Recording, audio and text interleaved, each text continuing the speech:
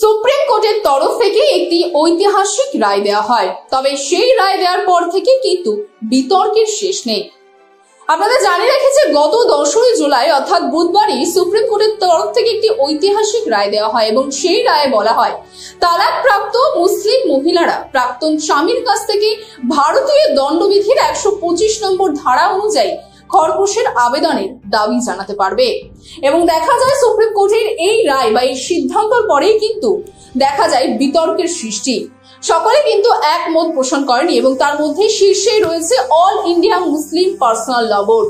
ইতিমধ্যে all India Muslim personal ল board কিন্তু এই সিদ্ধান্তের বিরোধিতা করেছে এবং তাদের তরফ থেকে জানানো হয়েছে তারা উচ্চ আদালতের দ্বারস্থ হবে।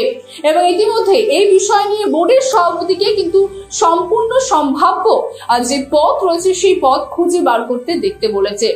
আপনারা জানিয়ে রেখেছেন 10ই এপ্রিল এই রায় দেওয়ার পরে কিন্তু রবিবার অল ইন্ডিয়া মুসলিম পার্সোনাল ল বোর্ডের একটি বৈঠক হয় এবং সেই বৈঠকে কিন্তু এই সিদ্ধান্ত নেওয়া হয় যে সুপ্রিম কোর্টের এই রায় সম্পূর্ণভাবে শরিয়ত বিরোধী এবং এই আইন বিরোধী হওয়ার জন্য কিন্তু এই রায়কে তারা মানবে না এবং যার জন্য তারা উচ্চ আদালতের দ্বারস্থ হবেন এমনটাই কিন্তু প্রস্তাব নেওয়া হয়।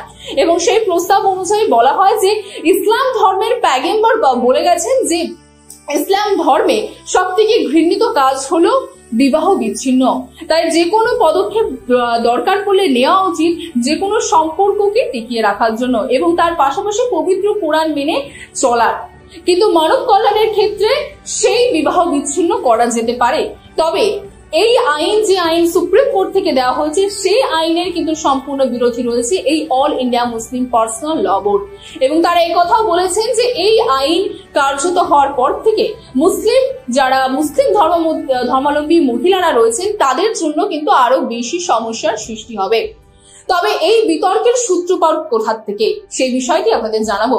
প্রথমত আপনাদের জানিয়ে রেখেছে তেলেঙ্গানা আদালতে একটি মুসলিম মহিলা তিনি 125 ধারা অনুযায়ী যে আবেদন বা যে 25 ধারা অনুযায়ী যে মুসলিম মহিলাদের খরপোশ দেওয়া যেতে পারে তেমনই কিন্তু তেলেঙ্গানা আদালতের তরফ থেকে সেই মুসলিম মহিলাকে তার প্রাক্তন স্বামীর সেই মহিলাকে মূলত বলতে পারেন প্রতি মাসে 10,000 টাকা দেওয়ার কিন্তু নির্দেশ দেওয়া হয়।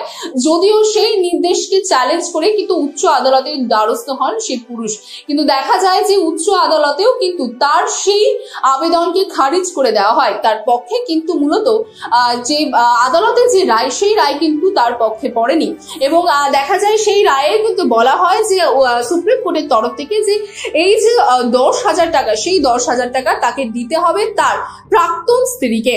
এবং তার পাশাপাশি আপনাদের এটাও জানিয়ে রেখেছে বিচারপতি বিভি নাগরত্ন এবং অগাস্টিন জর্জ ম্যাসের বেঞ্চ কিন্তু সেই পুরুষের সেই পুরুষের কিন্তু আর্জিকে তারা মূলত বলতে পারেন যে খারিজ করে দেন এবং তার উপরোক্ত নির্দেশ দেওয়া হয় যে যেমনটা বললাম যে সেই তার প্রাক্তন স্ত্রীকে তাকে প্রতি মাসে 10,000 টাকা দিতে হবে এবং তার পাশাপাশি এই নির্দেশও দেওয়া হয় যে 6 মাসের মধ্যে স্থানীয় আদালতে এই মামলা কিন্তু শেষ করতে হবে।